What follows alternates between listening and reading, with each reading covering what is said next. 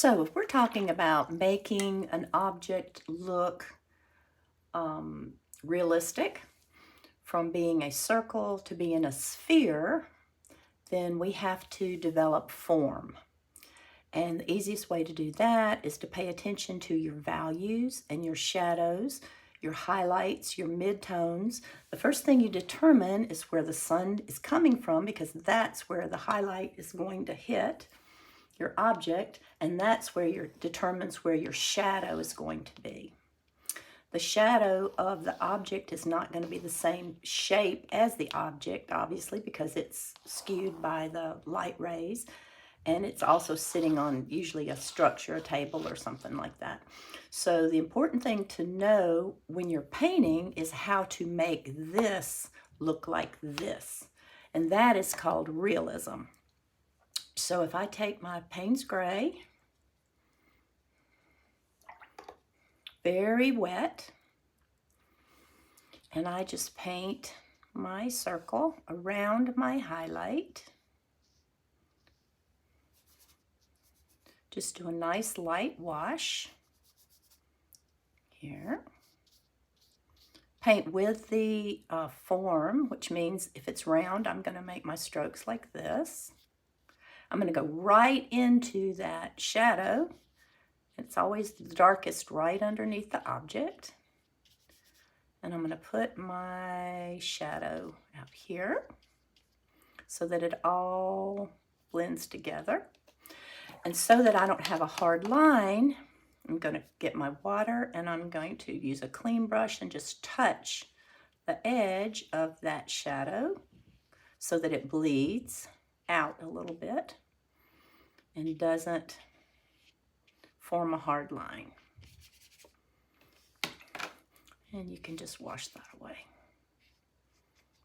Okay, so our paper is very wet. So you can see it bled over into the highlight. Your highlight is not usually totally white, but if you want to lift it out a little bit, you can take your brush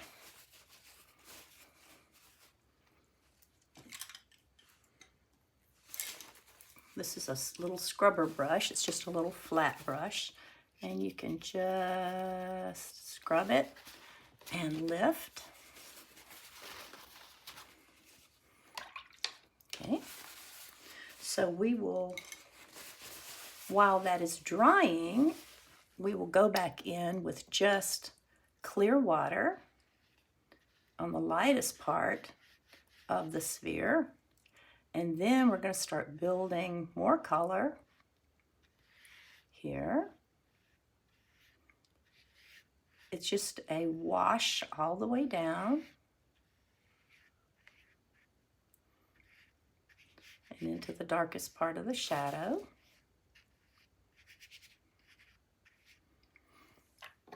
Then we're going to let this fade on out with just clear water.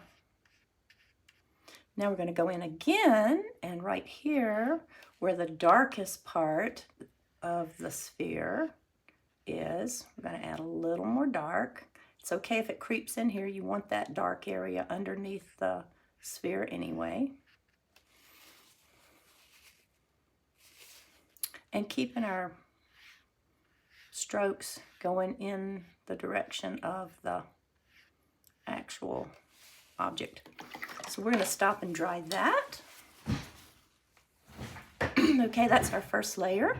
So now we're going to do a second layer, and we're going to build these darks gradually. So mostly water to start on the lightest part. We're still painting around that highlight. Then as we go down, these are the midtones. And a little bit more dark here, because that's where the shadows are. There's a little bit of reflected light along this edge, so we'll go underneath the sphere here, come to there, just go down there, mostly water, just softening out to the edge there.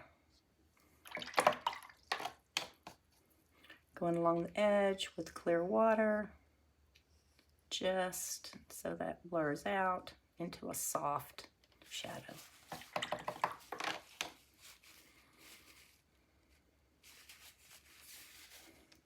One more time.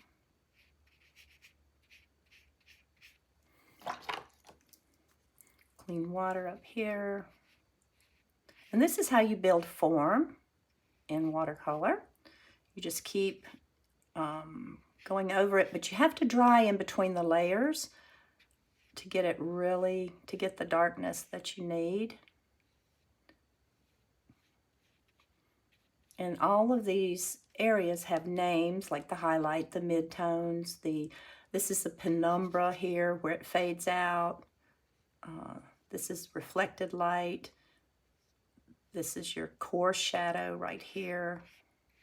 But you don't need to know all this right now. So we'll just continue that soft again. Clear water. Keeping it soft. Okay, dry it again.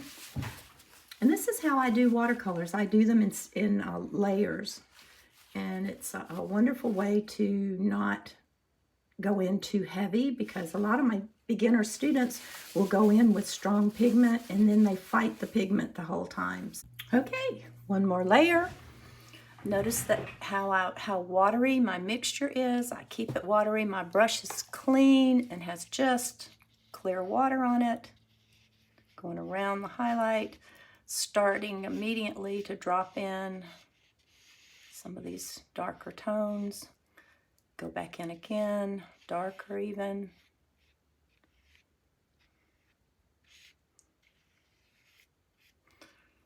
Really dark here. Dark here. Very dark right underneath the object. And softening that out a little bit. You can see we're starting to get, it's starting to look like a sphere rather than a circle. It's there.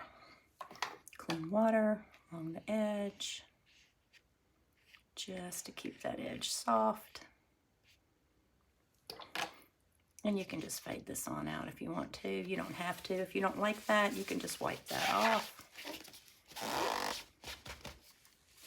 If I'm painting on if I'm not using a very wet wash, I don't need to tape my paper down. If I am doing a painting though, I always tape my paintings down. So you get the idea. This is basically how you develop form in an object. So when we paint the apple, keep this in mind and you'll understand how you've got to build these darks and the midtones and keep the highlights. This highlight could be lighter, but that's okay. So let's paint that apple.